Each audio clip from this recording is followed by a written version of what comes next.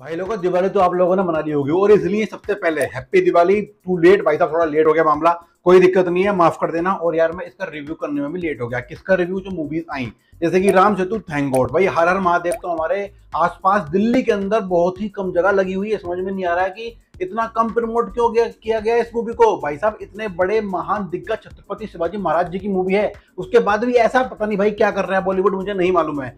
बात करते हैं अभी जिस पर हम मुद्दे पर बात करने वाले हैं। सबसे पहले छोटी छोटी बात बताऊंगा नॉर्मल अपने बारे में कि भाई मैं इसका रिव्यू क्यों नहीं कर पाया। सबसे पहली बात कि भाई मैं गांव में रहता हूं, तो गांव में गया दिवाली पे, और दिवाली में जाता है व्यक्ति तो एक दिन पहले जाना पड़ता है। एक दिन पहले गया, दिवाली मनाई, 25 को मूवी आ गई दोनों की दोनों। अब भाई 25 को होता है गोवर्धन, और गोवर्धन के अगले दिन होता है भैया दूज। अब भैया हमारे यहाँ पर अब आप देख रहे होंगे कि हिंदू धर्म में बहुत चीजें 2 दिन मनने लग गई हैं, जैसे कि 26-27। अब भैया दूज 26 को भी 27 को भी, अब 26 को भी शाम को बना। अब शाम को बनाकर मैं यहाँ पर आया भाई 27, आज है 27 तारीख, और आज मैंने दोनों की दोनों सुबह से लेकर अब तक मूवी खत्म की, और अब मैं रिव्यू दे रहा हूँ अपना, और इस चीज के लिए माफी चाहता हूँ। तो भाई ये तो मेरे बारे में जानकारी थी कि मैं लेट क्यों हो गया। बात साइड में रखते हैं, बात करते हैं मूवी की। मैं इस टाइम बात करने वाला हूँ राम सेतु की। तो भाई साहब, राम सेतु के बारे में बताने वाला हूँ कि ये आपको मूवी देखनी चाहिए कि नहीं। सबसे पहले तो मैं आपको ये बता दूं कि स्टार्टिंग में वो व्यक्ति देखे अभी कि जिसे सिर्फ ये देखना है कि मूवी देखनी है कि नहीं। मैं मानता हूं बहुत लोगों ने देख ली होगी, पर लेकिन फिर भी भाई हमारे कुछ भूले बिछड़े लोग होते हैं जो नहीं देख पाते, तो उनके लिए मैं बता रहा हूं कि हाँ, मूवी आप देख सकते हो, देखने लायक मूवी है। क्योंकि इसके अंदर कुछ ऐसे मुद्दे उठाए गए हैं जिसे देखकर हो सकता है आपके अंदर का खून खोल जाए, और थोड़ा प्राउड भी महसूस हो अपने राम सेतु के बारे में, अपने आराध्य राम जी के बारे में जानकर। तो भाई उनके लिए बिल्कुल आप देख सकते हो। बात करता हूं अब वो व्यक्ति रुके जिन्हें पूरी जानकारी लेनी है कि मेरा क्या ओपिनियन है इस मूवी के बारे में, और क्या क्या कमियां इस मूवी के अंदर मुझे लगी।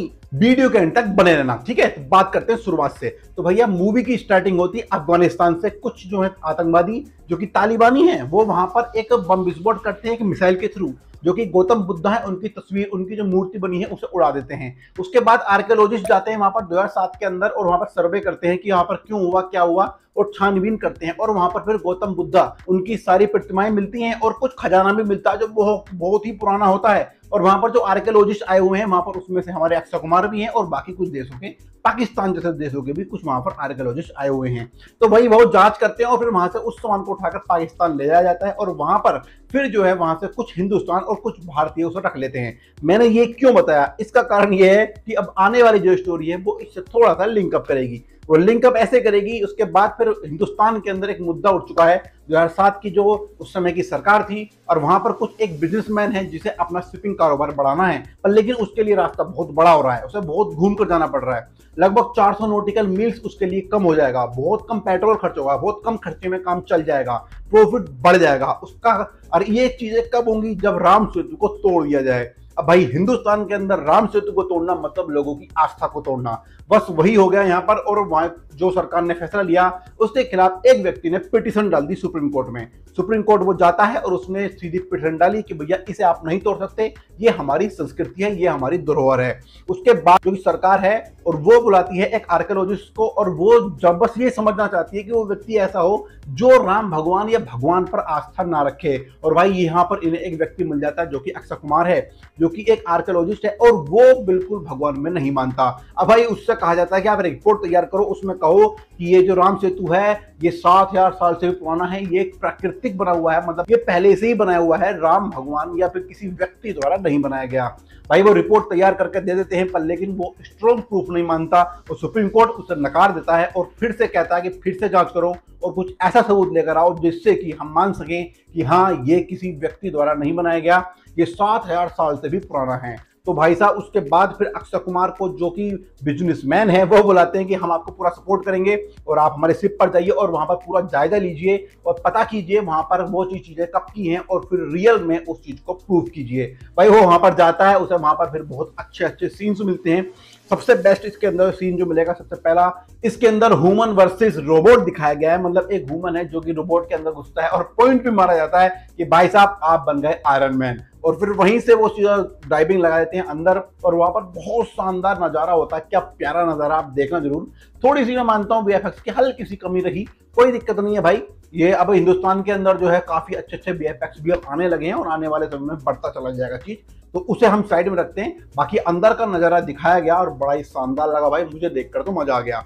आप लोग देखोगे तो आप लोगों को भी मजा आएगा। घर बैठे बैठे आप राम सेतु को देख रहे हो, इससे बड़ी चीज क्या हो सकती है। तो भाई वहां पर वो गया, उन्होंने चेक किया, उसके बाद वहां से कुछ सैंपल्स भी लेकर आया, लेकिन वहां पर कुछ चीजें प्रूफ नहीं हो पाई, क्योंकि उसमें कुछ 18,000 साल पुरानी भी चीजें थी, कुछ उसमें कम साल की भी थी। तो उसे चाहिए था वो पत्थर जो तैरता है, क्योंकि उससे पता चलेगा कि वो कितना पुराना है। भाई एक समय आता है कि उसे पत्थर दिख जाता है, उसे लेने ही जाने वाला होता है, पर लेकिन उसे लेने नहीं दिया जाता भाई। लेकिन भाई वो है बहुत ज्यादा बेहा, भाई वो व्यक्ति इतना ज्यादा बेहा कि वो अपने रोबोट से बाहर निकल जाता है, उस पत्थर को लेकर आ जाता है। और वो हमने जो ट्रेलर के अंदर देखा था कि व्यक्ति पत्थर के वहां से निकल रहा है और यार वो पानी में चल रहा है, तो भाई वो था राम सेतु। वहां पर क्लियरली विजिबल हो रहा था और वहां पर दिख भी रहा था कि वो व्यक्ति जो अपना अक्षय कुमार है, जब वो पत्थर लेकर निकल रहा है तो वो एक ब्रिज पर चल रहा है, जो कि हमारा राम सेतु है, जिसे अंग्रेज एडम ब्रिज भी कहते हैं। भाई एडम ब्रिज क्यों कहते हैं, इसकी भी इसके अंदर छोटी सी थ्योरी दिखाई गई है, जो कि हम पर थोपी गई थी। उसके बाद फिर वहां से वो निकल कर आता है और सीधा शिप पर जाता है, चेकिंग करता है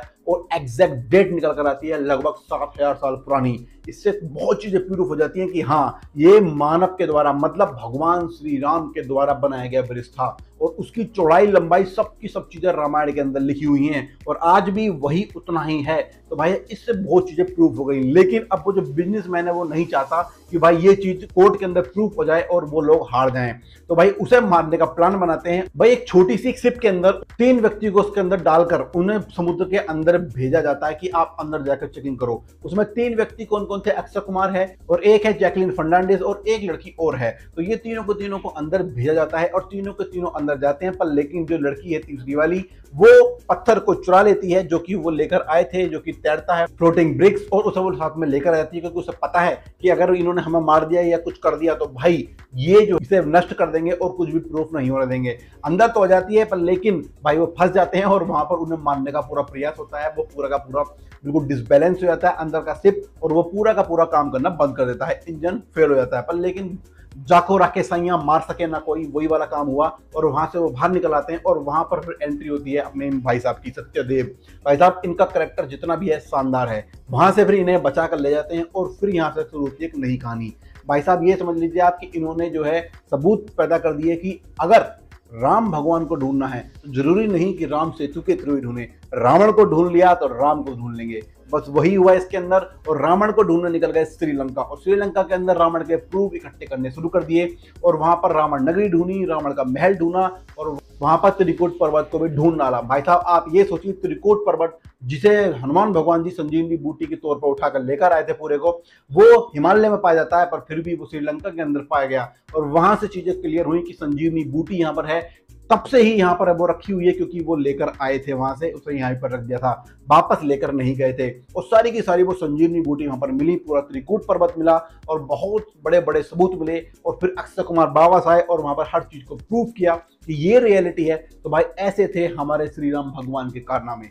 देखो भाई सिंपल सी बात है, उनका जो कार्य किया हुआ है वो आज तक तैर रहा, आज तक चल रहा है। उस पर अगर आप सवाल उठाएंगे तो आप है गलत है, कोई और व्यक्ति गलत नहीं है, क्योंकि आप सवाल उठा रहे हैं। उसके बाद कोर्ट ने कहा कि अब आपको प्रूफ करना होगा, अगर आपको यहाँ पर कुछ भी करना है कि ये राम भगवान के द्वारा नहीं बनाया गया, ये आपको प्रूफ करना है। अब इन्होंने प्रूफ कर दिया है, अब आपकी बारी। भाई आज का समय है, उस समय का समय था, आज तक कोई प्रूफ नहीं कर पाया, और भाई इस चीज को प्रूफ भी कोई नहीं कर सकता।